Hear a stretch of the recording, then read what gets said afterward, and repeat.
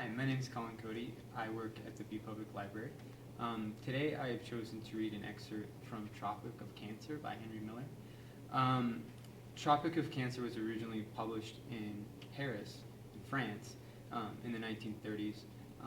It wasn't allowed to be published in the United States, however, because it was considered to be too sexually explicit, and some of the language that's used is also considered to be explicit.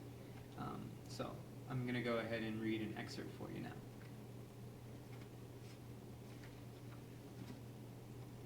Suddenly, it occurred to me that if I had wanted to go to America myself, it was the first time the opportunity had ever presented itself.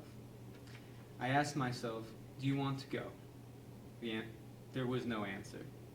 My thoughts drifted out toward the sea, toward the other side, where, taking a last look back, I had seen the skyscrapers fading out in a flurry of snowflakes. I saw them looming up again, in the same ghostly way as when I left. I saw the lights creeping through their ribs. I saw the whole city spread out, from Harlem to the Battery, the streets choked with ants, the elevator rushing by, the theaters emptying.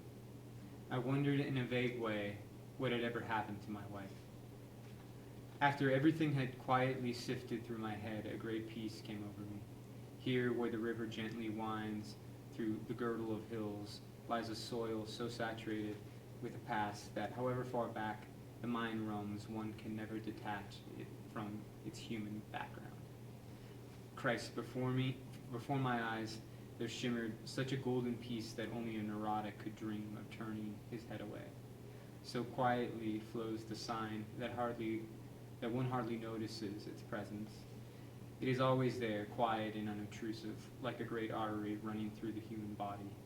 In the wonderful peace that fell over me, it seemed as if I had climbed to the top of a high mountain.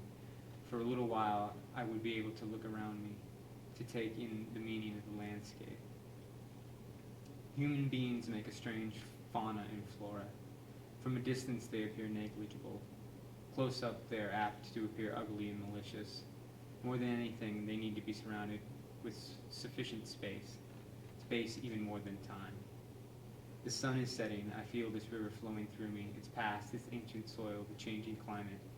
The hills gently girdle it about. Its course is fixed.